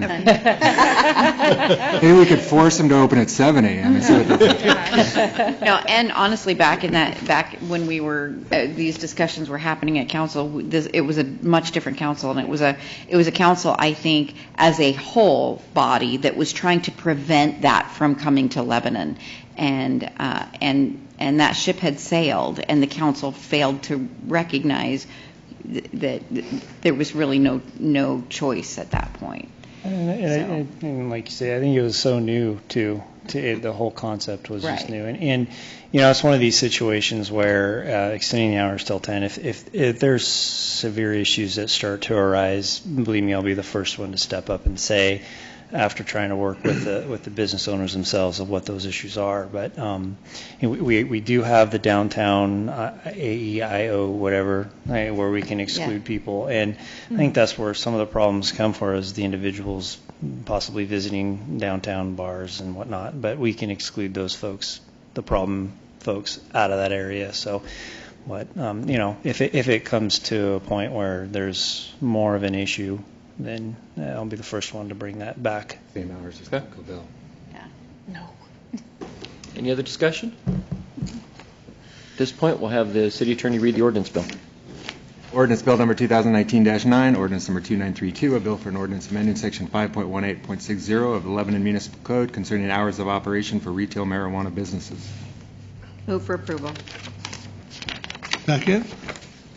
It's been moved and seconded to approve ordinance bill 2932. All those in favor say aye. Aye. Those opposed? Ordinance bill is passed. Order in the chambers. Peak franchise agreement, Matt Apkin, Finance Director. We're going to have brownies after this? iPad, holy cow. I know. Mayor and City Council members, we come before you to discuss a franchise agreement with Casco Communications, doing business as Peak Internet. They've been doing some business in the city under following the franchise agreement of LS Networks. This is just kind of a housekeeping item to do an actual franchise agreement with them, as they have kind of looked at doing some more business, and make sure that we have an agreement specifically with them. So we've worked with Baller, Stokes, and Lytle PC, which is a law firm that specializes in communication franchises, to kind of review what our franchise is and make sure that what we're doing seems reasonable going forward. So we recommend that we approve the franchise agreement. I'm happy to answer any questions that you have. I want to compliment we went, I think I'm a pretty good attorney, but when we went to these guys on this franchise and understanding the terms and what they're doing on this stuff, man, it is unbelievable. And so I think they're doing a great job, and it's money well spent by the city, because there's going to be a long-range plan going on with all of these different franchises. And to start right now of getting that stuff into a kind of a consistent format is going to be huge, and this is just the first little tiny step. So being new, can you just explain, what does it mean when we say we want a franchise agreement? So franchise agreements allow people to operate or have facilities in the public right-of-way. So they're going to come in, put in cable, fiber, whatever it may be, in the right-of-way. This agreement allows us to stipulate certain things on, okay, if we decide we're going to put in a road, you have to move your stuff. We don't have to pay for you to move your stuff, you just have to move your stuff. Move your facilities, is what the franchise would say. So it goes through a lot of different things like that. It also goes through terms. It's a 5-year term. There's how you renew. There's So basically, it's an agreement with this company to operate. It's an agreement with this company to operate. There's compensation based on some specific things. It's a 6% of gross revenues derived from various things. So at certain times you'll get exclusive franchises like with waste and stuff like that, and then non-exclusive franchises like this. So. Thank you. Any other questions? Question? Yep. I just want to make sure we aren't going to run into any problems like we did with the Republic. I was thinking the same thing. I do not believe this has an automatic renewal. Let me get back to that page. It's a 5-year term commencing on the date of acceptance by the grantee. The renewal at least 120 days prior to the expiration of the franchise. The grantee and the city either shall agree to extend the terms for a mutual acceptable period of time, or the parties shall use best faith efforts to renegotiate and replace the franchise. So it does not have the rolling 6-year agreement terms that the Republic one does. I just was concerned about that Yes. automatic renewal and the automatic price bump up without a chance to look at it. Yes, I agree. Also, they're not as big a deal with it being a non-exclusive franchise, Correct. so it's not necessarily even Yeah. an issue. Any other questions? City Attorney, read the ordinance bill, please.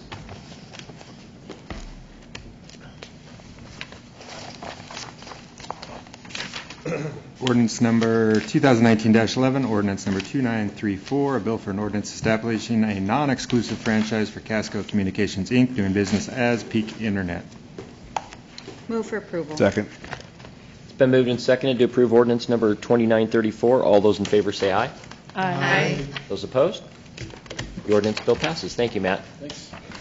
Thank you, Rick. City Manager's report. Wow, okay.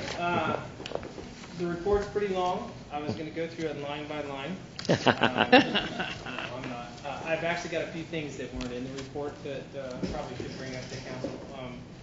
One of them, we're working on another 80-inch TV screen here. I know Frank and Ace guys are. We talked about that, so we'll have one of those coming. You have your mic on? Are you mic'd? Oh, no, probably not. I'm not very loud, sorry. Is that better? I just thought for There you go. all 4 of them. Yeah, so, and then I talked to Kim and iPads for the council. It looks like the kickoff, if I'm correct, is January? Okay, so January for that. As you're aware, we're doing the facilities master plan. Part of the facilities master plan was to have a public input session, maybe, as to kind of guide how the building should look, not necessarily the siding of it. I would recommend that we drop that off until we're closer to City Hall becoming a true vision, you know. It would just, your momentum, and then you drop. So I would recommend that we take that out. Is there any objection to that? Okay. At this point.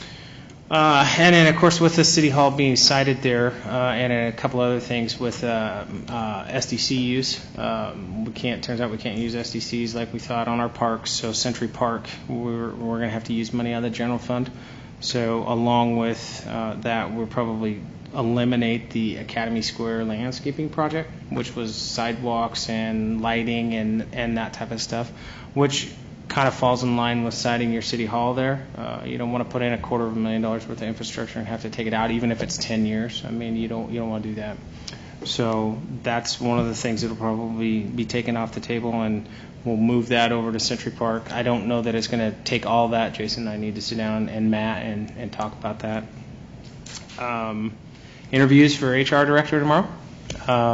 We've got 2, possibly 3 candidates we're interviewing tomorrow. So keep our fingers crossed on that.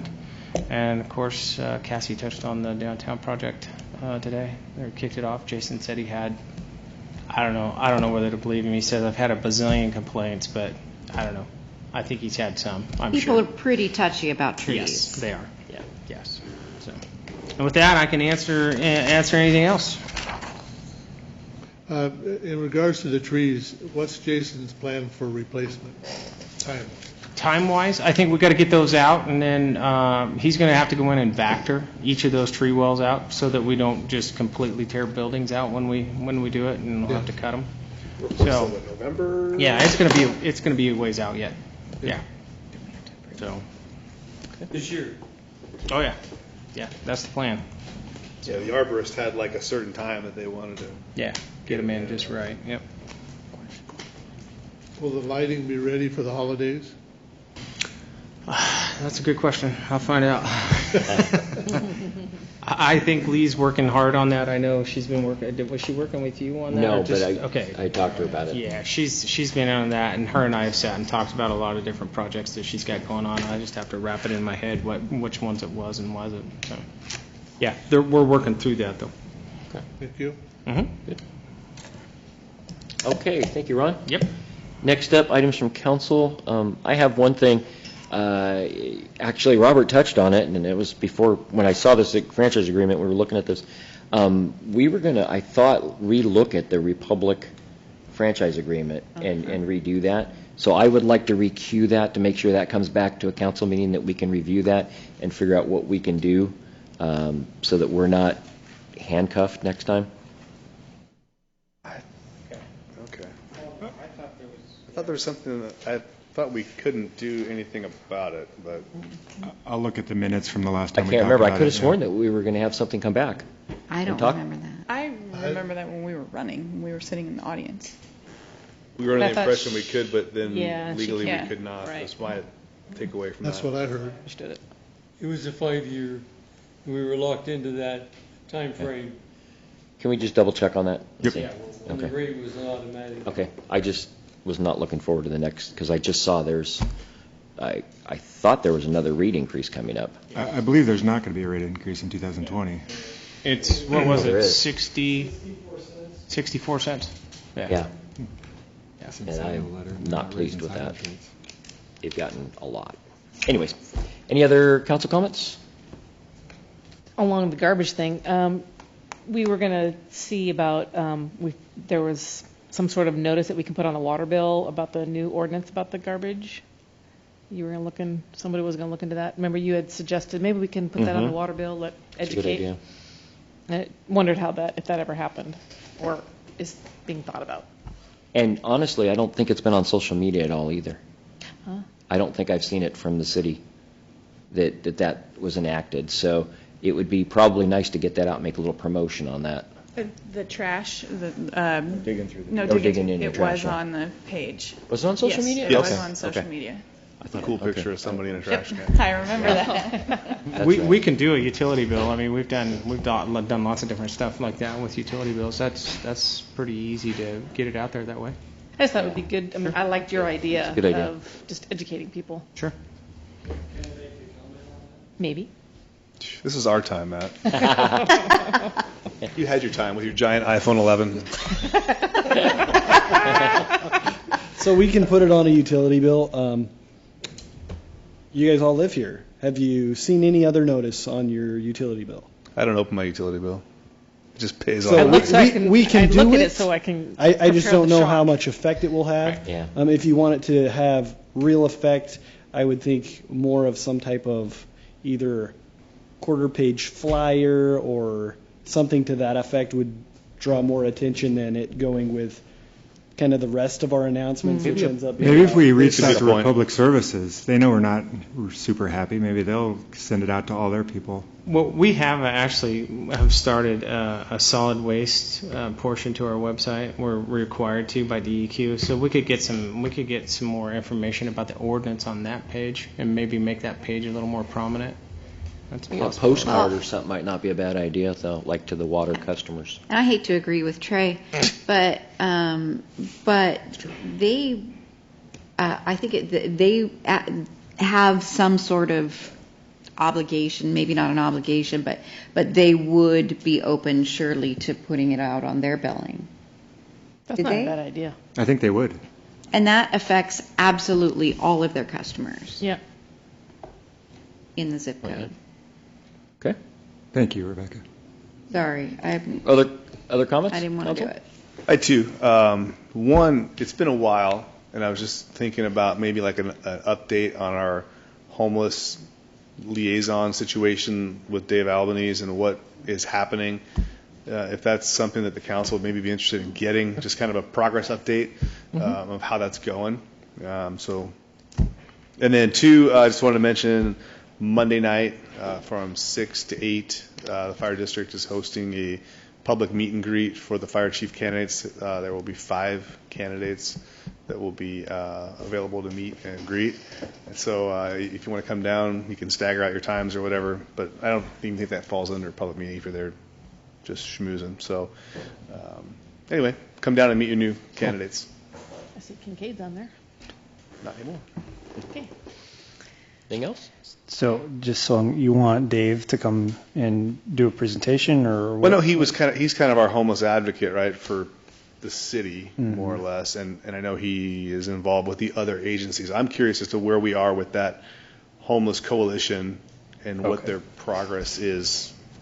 Yeah, and that time he came and did that report, and the gentleman was in the audience, that was really helpful to understand what was going on. So something like that, an update would be I great. agree. Periodically, I think it's good to keep your thumb on the pulse of that community.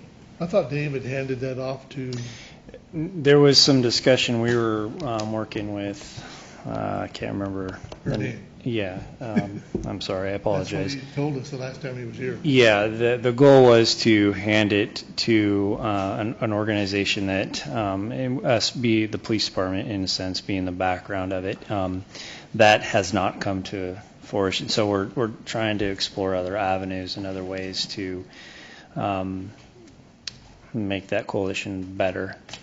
Just it being ran by a police department, and there's a lot of issues that could arise with that. So trying to find that one person to be that spokesperson, to be the head of that, is kind of where we're at with it right now. I'm not sure when they last time, but I can check in with them and have them come. And if it doesn't fit, it doesn't fit, and that's fine too.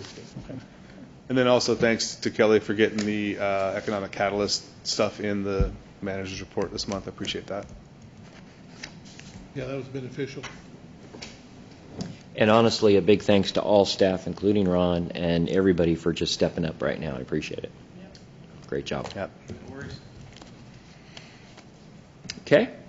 Next up, public comments. Anybody from the public would like to comment? Items from the press. Questions?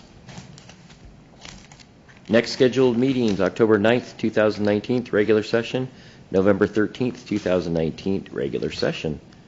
We are going to do a regular session on the agreement, severance agreement. Is it going to be regular? Yeah, just in open session. Oh, okay. So we will, okay. And that'll just be in the October 9th meeting? No, we're going to do it tonight. I don't think when we made that motion, I thought we just removed it from the We did. agenda.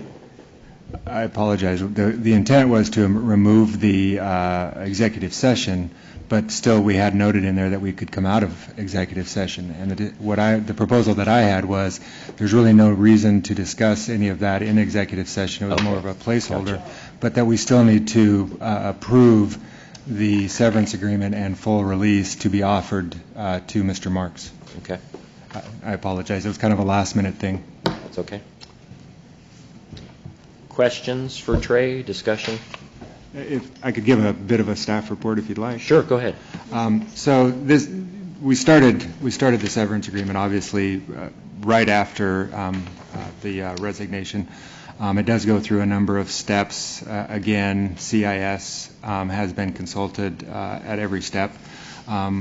We also, Matt stepped up and, what we've done is basically created a severance agreement that mirrored what was required under the contract.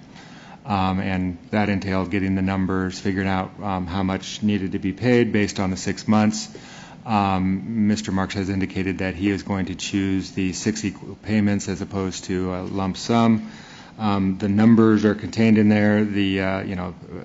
Over half of it is just the legal jargon saying we're waiving all this and that and the other, complying with federal law with respect to the Age Discrimination Act and a number of other ones which require a waiting period so that anybody, the employee, can go have it reviewed by an attorney. We encourage them to do that. They have a certain number of days to sign it and then a certain number of days to rescind it. All of that is required by federal law, so that's why a lot of that language that's in there is simply to comply with the legal restrictions of a severance agreement of this nature. I don't think there's anything in there that's inconsistent with the contract that Mr. Marks had, and it fully encapsulates what was required, and I would suggest that the council, by motion, simply approve the offering of the severance agreement in full release. The reason I say offering is that Mr. Marks would need to accept the agreement in order to get the severance. In other words, he has to waive all of the claims that not that he has any claims, but he would have to waive, and we know that there wouldn't be anything else coming down the road, and that's kind of the reason for the agreement written the way it was, the contract written the way it was. When something like this happens, there's the severance agreement and it's done, and that's kind of the goal.